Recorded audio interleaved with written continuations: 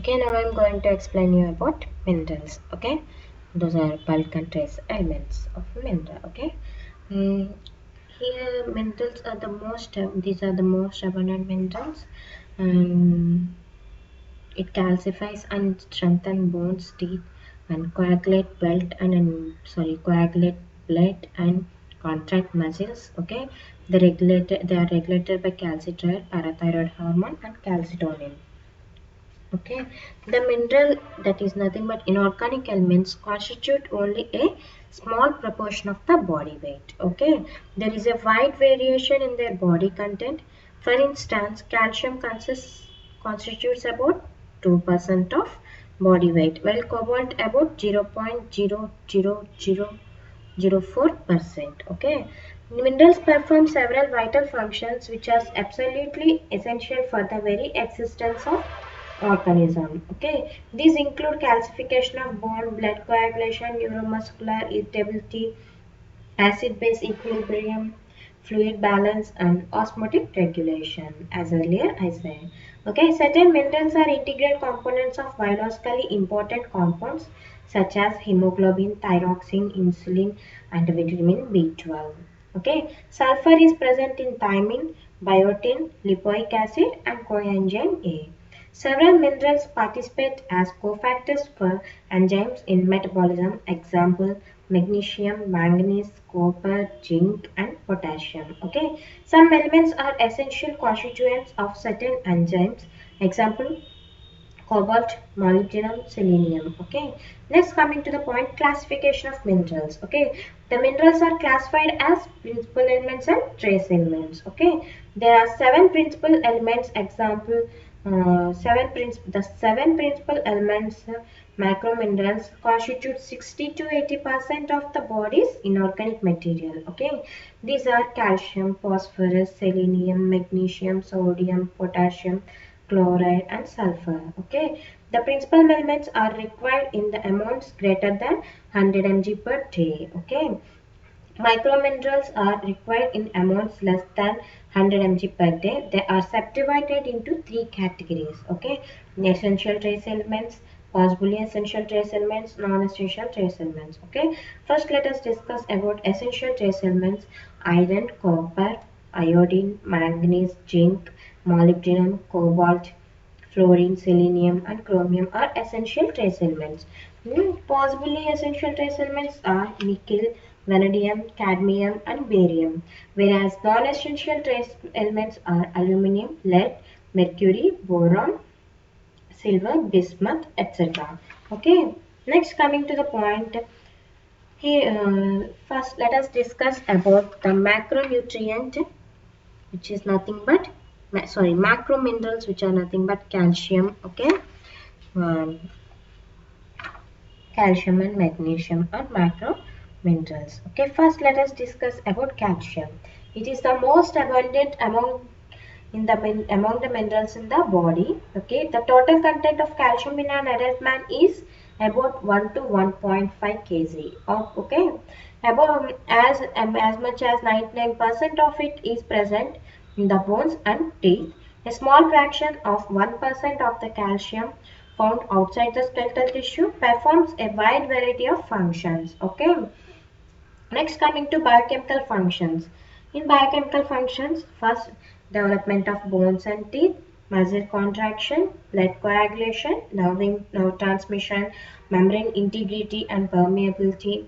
Okay, activation of enzymes, calmodulin mediated action of calcium, calcium as intracellular messenger, release of hormones, secretory processes, contact inhibition, action on heart. Okay, these are the biochemical functions. Okay, first let us discuss about the development of bones and teeth. Okay, here calcium along with phosphate is required for the formation of hydroxyapatite and physical strength of skeletal tissue. Okay, bone is regarded as a mineralized connective tissue. Bones which are in a dynamic state serve as reservoir of calcium. Okay, osteoblasts are responsible for bone formation, while osteoclasts results in demineralization. Okay, next coming to the point, muscle contraction. Calcium interacts with troponin C to trigger muscle contraction. Calcium also activates ATPase, increases the interaction between actin and myosin. Okay, here calcium interacts with troponin C to trigger muscle contraction. Calcium also activates ATPase, increases the interaction between actin and myosin. Okay.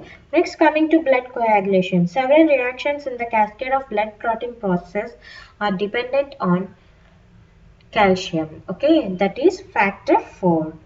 Next, coming to nerve transmission. Calcium is necessary for the transmission of nerve impulse. Okay. Next, membrane integrity and permeability. Calcium influences the membrane structure and transport of water and several ions across it. Okay.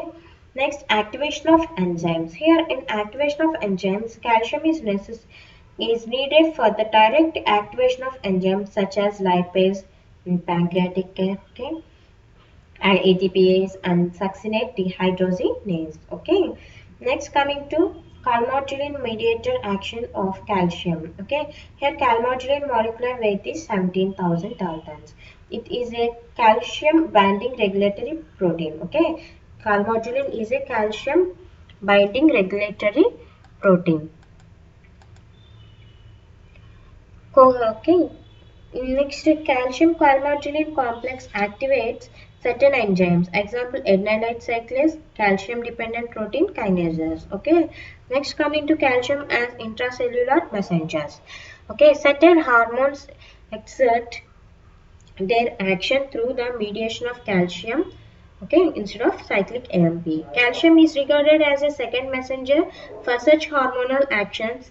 Example, epinephrine in liver glycogenolysis. Okay, calcium serves as a third messenger for some hormones. Example, antidiuretic hormone acts through cyclic AMP and then calcium. Okay.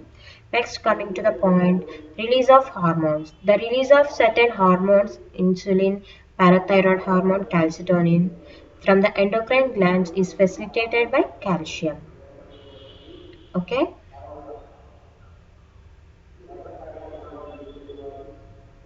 Contact inhibition. Okay. Next.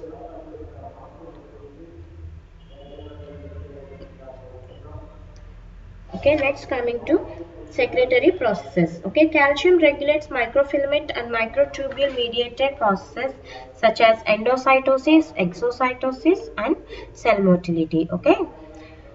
Here, secretory processes, calcium regulates microfilament and microtubule mediated processes such as endocytosis, exocytosis, and cell motility. Okay. Next, coming to contact inhibition. Calcium is believed to be involved in cell-to-cell contact and addition of cells in a tissue. Okay. The cell-to-cell communication may also require calcium. Okay. Next, action on heart. Calcium acts on myocardium and prolongs systole. Okay, calcium acts on myocardium and prolongs systole. Next, coming to the point, dietary requirements. Adult men and women 800 milligrams per day. Okay, they require calcium 800 milligrams per day. Women during pregnancy, lactation, and postmenopause low 1.5 grams per day. Okay, children 1 to 18 years ki 0.8 to 1.2 grams per day. Okay, infants that is less than 1 year వాళ్ళకి 300 to 500 milligrams per day calcium అనేది అవసరం ఉంటుంది. Okay, next sources.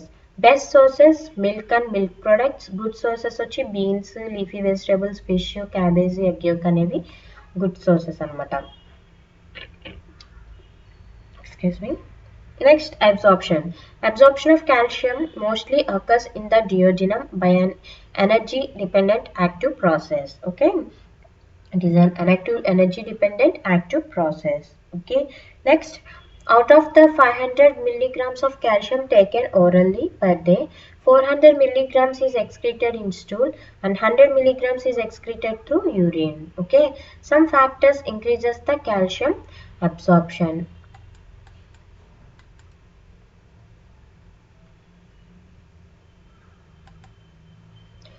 Example: vitamin D, parathyroid hormones, acidity, lysine, arginine, and lactose. Some factors inhibit calcium absorption. Example, mm, let us see. Mm. Phthalates, high dietary phosphate, free fatty acids, alkaline pH, and high dietary fiber. Okay. Next, coming to factors regulating blood calcium levels. Okay, here several factors regulating the blood calcium normal, that means blood calcium levels, that is they control normal range of calcium in blood. Okay, calcitriol, parathyroid hormone, calcitonin. Okay, even factors that regulates the plasma calcium levels. Next, coming to deficiency disorders. Okay, in deficiency disorders, the blood calcium level is maintained within a narrow range about 9 to 11 milligrams per day. Okay. Next, coming to the point, hypercalcemia.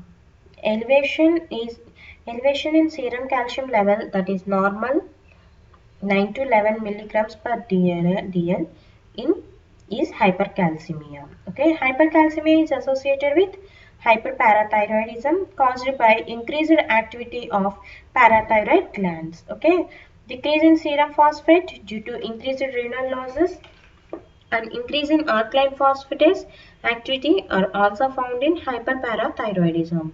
Elevation in the urinary excretion of calcium and phosphorus, often resulting in the formation of urinary calculi, is also observed in these patients. Okay, the determination of ionized serum calcium is, that is elevated 6 to 9 milligrams per dl is more useful for the diagnosis of hyperparathyroidism. Okay, it is more useful for the diagnosis of hyperparathyroidism. It has been observed that some of the patients may have normal levels of total calcium in the serum but differ with regard to ionized calcium. Okay, the symptoms of hypercalcemia include lethargy, muscle weakness. Okay, symptoms of hypercalcemia includes lethargy, muscle weakness, renal tissues. Okay, loss of appetite, constipation, nausea, increased myocardial contractility, and susceptibility to fractures. Okay, next, coming to the point, hypocalcemia. The serum calcium level is less than 8.5 milligrams per day is called as hypocalcemia. Okay, hypocalcemia is more serious and life-threatening condition. Okay, hypocalcemia is mostly due to hypoparathyroidism. Okay, hypercalcemia, hyperparathyroidism. Here hypocalcemia is వచ్చేసరికి hypoparathyroidism. Okay, this may be due to after an accidental surgical removal of parathyroid glands. Okay, next, coming to tetany. Tetany is a more serious and life-threatening condition. It is characterized by a fall of serum calcium level below 7 milligrams per dl. Okay, tetany may be due to surgical removal of parathyroid glands by autoimmune disorders. Okay, here decreased dietary intake of calcium, poor absorption of calcium from the intestine takes place. Okay, next, rickets. It is characterized by defective calcification of bones. This may be due to lower levels of vitamin D, low calcium and phosphorus level in diet. In rickets, serum calcium and phosphorus may be low and alkaline phosphatase activity is also increased. Okay, in rickets, serum calcium and phosphorus may be low and alkaline phosphatase activity is also increased. Next, renal rickets. It is associated with the damage of renal tissues causing impairment in the synthesis of 1-alpha hydroxyl, that is formation of 1,2,5-dihydroxy cholecalcitriol. Okay, in this condition renal tissue does not respond to vitamin D in ordinary doses. Okay, it is also called as vitamin D resistant rickets. Renal rickets is treated by administration of calcitriol. Okay, next, coming to osteoporosis. Osteoporosis is characterized by demineralization of bone resulting in the progressive loss of bone mass. Okay, it results in the progressive loss of bone mass. Next, coming to the point, this is mainly seen in elderly people over 60 years of both sexes and more predominantly occurs in the post-menopausal women. Okay, this occurs due to following reasons: decalcification of bones as a result of calcium deficiency in the diet, hypoparathyroidism, calcitriol, active vitamin D formation from vitamin D is decreased with age, particularly in the post-menopausal women. Okay. Deficiency of sex hormones in women has been implicated in the development of osteoporosis. Okay. Next, coming to the point, symptoms. Fractures of the brittle bones occurs even after minor accident. Pain due to fractures of vertebrae which may radiate around the trunk to the buttocks or down the legs. Okay. Pain due to the fractures of vertebrae which may radiate round the trunk to the buttocks or down the legs. Okay, this is the overview of calcium. Thank you.